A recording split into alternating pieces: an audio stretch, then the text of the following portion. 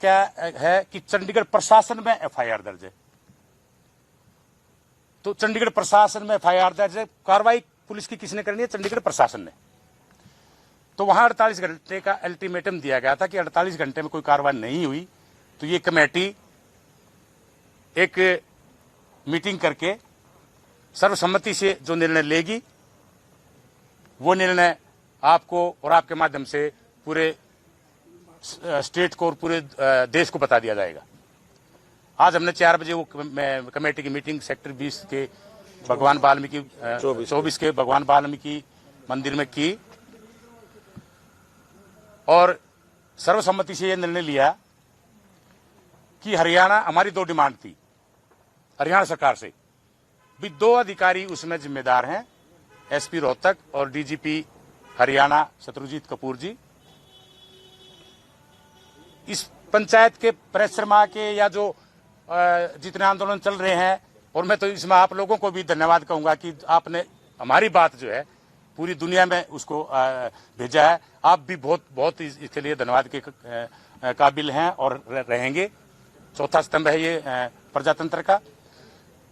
तो उसमें उस प्रेशर में या किसी दबाव में हरियाणा सरकार ने डीजीपी को छुट्टी पर भेज दिया और उनकी जगह एक कार्यवाहक डीजीपी लगाया, कार्यवाहक क्योंकि उनको छुट्टी पर भेजा गया है, उसको सस्पेंड नहीं किया गया है। जबकि परिवार की डिमांड थी कि उनको जब तक अरेस्ट नहीं किया जाता जब तक अगली कार्रवाई कोई भी संभव नहीं है। लेकिन हमारी डिमांड थी कि डीजी के ऊपर कुछ कार्रवाई की जाए। देर से सही हरियाणा सरकार ने सकारात्मक कदम उठाया और उस डीजीपी को छुट्टी भेज दिया। इसके लिए हमें एक तरफा बात नहीं करनी चाहिए। हरियाणा सरकार ने जो कदम उठाया है हम उसकी भी सराहना करते हैं कि उन्होंने कुछ तो कदम उठाया और उसको वहां छुट्टी पर भेज दिया और दूसरे डीजीपी को वहां लगाया गया। और रोहतक के एसपी पर पहले ही कार्रवाई हो चुकी थी। अब जो हमारी कमेटी है, हमारी कमेटी का हरियाणा सरकार पर दबाव बनाने का अभी कोई, उन्होंने अपना काम कर दिया। अब बात आ गई चंडीगढ़ प्रशासन पे। अब हमारी कमेटी का दूसरा निर्णय ये है कि हम हरियाणा सरकार के खिलाफ अब कोई आंदोलन या चलते रहेंगे वो, क्योंकि शांतिपूर्ण आंदोलन। मेन इस कमेटी का जो फोकस है वो सारा चंडीगढ़ पर है, क्योंकि चंडीगढ़ पुलिस ने उसमें एफआईआर दर्ज की है। तो चंडीगढ़ पुलिस इसमें निष्पक्ष जांच करे। ये कमेटी कल 3 बजे के बाद माउंट व्यू होटल के पास खाली जगह है, शिवालिक व्यू के पास जगह है, वहां से सेक्टर 17 में वहां इकट्ठे होके और गवर्नर साहब को, प्रशासक को एक शांतिपूर्ण तरीके से, हम ये पहले भी कहते आए हैं, हमारा पूरे देश में आंदोलन, हम बिल्कुल जो भी काम करेंगे शांतिपूर्ण तरीके से करेंगे। हमारा कोई भी आंदोलन, हिंसक आंदोलन अब तक नहीं होगा और ना हुआ है। 17 सेक्टर से हम वो प्रोसेसन लेके और गवर्नर साहब को मेमोरेंडम दे के आएंगे कि उसमें जो है उचित कार्रवाई करें। ये आज हमने फैसला लिया है इसका अपनी कमेटी का। चंडीगढ़ पर हमने इस बात के लिए जांच के लिए पूरे हरियाणा से और पूरे देश से मैं अपील करना चाहूंगा कि अपने आंदोलन और अपनी डिमांड और न्याय के खिलाफ शांतिपूर्ण तरीके से अपने धरने जारी रखें। पंजाब प्रशासक, पंजाब राजभवन, हरियाणा, मैंने पहले कह दिया, हरियाणा अपनी कार्रवाई कर दी। वो कहते हैं हमने डीजीपी को हटा दिया। अब चंडीगढ़ पुलिस जाने, चंडीगढ़ प्रशासन जाने। तो इसके साथ सर आप बोल लेना कुछ।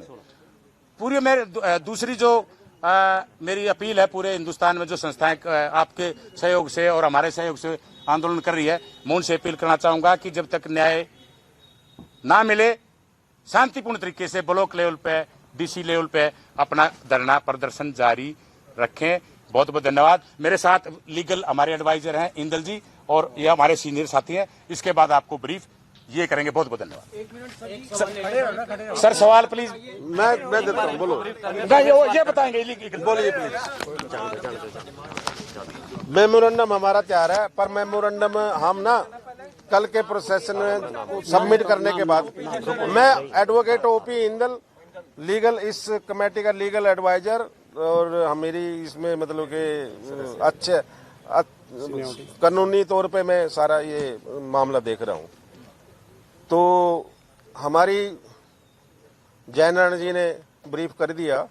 हमारी प्रशासन से लीगल डिमांड है कि जब एफआईआर में 306 लग गया या एट्रोसिटी एक्ट के तहत एफआईआर दर्ज होगी तो उसमें एक प्रोविजन है कि आप उसको इन्वेस्टिगेशन से पहले भी गिरफ्तार कर सकते हैं। इसलिए हमारा कल का फोकस ये रहेगा कि चंडीगढ़ एडमिनिस्ट्रेशन कहिए या चंडीगढ़ पुलिस कहिए कि उनको अक्यूजों को बुलाए और इन्वेस्टिगेशन में शामिल करें उनको, और उनको प्रॉपरली अरेस्ट करें, क्योंकि वो अक्यूज कोई आम अक्यूज तो है नहीं है, वो बड़े इन्फ्लुएंशियल हैं, बड़े ओहदेदार हैं, पुलिस के हैं अफसर वो। क्योंकि हमें डर है कि वो जो इसमें तथ्य हैं उनका तोड़ मरोड़ कर सकते हैं, विटनेस को डरा सकते हैं और मैनिपुलेशन भी कर सकते हैं हर सर्कमस्टांसिस का। तो हमारा फोकस रहेगा कि उनको जल्दी से जल्दी कस्टडी में लिया जाए और उसके बाद प्रॉपर इन्वेस्टिगेशन शुरू की जाए। ये हमारा लीगल डिमांड है। कोई हम बाहर लॉ से बाहर नहीं डिमांड मांग रहे हैं, हम बिल्कुल टू द पॉइंट अपनी बात रख रहे हैं। और जो इन्वेस्टिगेशन है अभी तक यूटी पुलिस ने शुरू नहीं की है ऑन वन और अदर प्रेटेक्ट्स। भाई पहले जैसे कि भाई इसकी पोस्टमार्टम रिपोर्ट नहीं है ऐसा वगैरह, जबकि जो प्राइमा फेसी एविडेंस है वो डाइंग डिक्लेरेशन मानी जाती है, क्योंकि वो अनरिब्यूटेड एविडेंस होता है एज पर एविडेंस एक्ट। तो हमारी ये डिमांड है कि ये dying declaration is sufficient evidence to arrest any accuse if the FIR registered in the atrocity acts. देखिए, जहां तक आपका वो ASI की रोहतक वाली बात करी है, उसका अभी हमें मतलब कि ऑथेंटिसिटी का नहीं पता। हो सकता है कि हरियाणा में हुई है, DGP पे हम इतने बड़े बड़े आरोप लगा रहे हैं तो ये मैनिपुलेशन भी हो सकती है। और फिर दूसरी बात है, उसने जो बात कही है वो बड़ी मतलब कि अटपटी बातें हैं जिसका कोई लीगल स्टैंड नहीं है, अनजस्टिफाइड बातें कर रहे हैं आप। ए ठीक है, B ठीक है, पर तू की जान दे रहा है? Is this possible? भाई मैं किसी और के लिए अपने आप को गोली मारूंगा, या अगर मेरे ऊपर पीड़ित कौन होता है गोली मारने या फांसी लेने वाला या सुसाइड करने वाला? खुद पीड़ित होता है ना। मतलब कि दुनिया का गीत गा के थोड़ी मरता है कोई। इसलिए हम उसको बिल्कुल सिरे से खारिज करते हैं, उसकी बात को। हम उससे हमारा कोई से लेना देना नहीं है। बाकी सरकार उसका संज्ञान अपने लेवल पे लेगी। हमें दुख है कि वो मरे, बेचारा सहानुभूति है, संवेदना उसकी जांच हो। नहीं वो नहीं, अगर वो ये कहता है मेरे से पैसे लिए फिर तो बनता एक्शन।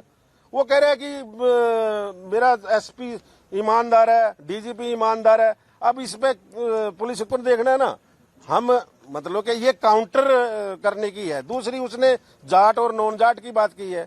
आप इससे अंदाजा लगा सकते हैं कि ये डाइवर्सिफिकेशन कर रहे हैं, मुद्दे को घुमाने की कोशिश कर रहे हैं और हमें हमारे मूवमेंट को बांटने की कोशिश कर रहे हैं कास्टिज्म पे, जो वो नहीं हुआ है, जो हम नहीं होने देंगे। इसमें हम 3 बजे 3:30 बजे हम लोग जो है यहाँ अपना 17 से स्टार्ट शिवालिक व्यू की पार्क से स्टार्ट आएंगे, गवर्नर हाउस तक जाएंगे। सर, एक SIT ਵੱਲੋਂ ਲੈਪਟਾਪ ਦੀ ਮੰਗ ਕੀਤੀ ਜਾ ਰਹੀ ਸੀ ਕਿ ਜੋ ਲੈਪਟਾਪ ਭਾਈ ਪੂਰਨ ਕੁਮਾਰ ਹੋਰਾਂ ਦਾ ਸੌਂਪਿਆ ਜਾਵੇ, ਉਹ ਲੈਪਟਾਪ ਕਿਉਂ ਨਹੀਂ ਸੌਂਪਿਆ ਜਾ ਰਿਹਾ ਹਜੇ तक?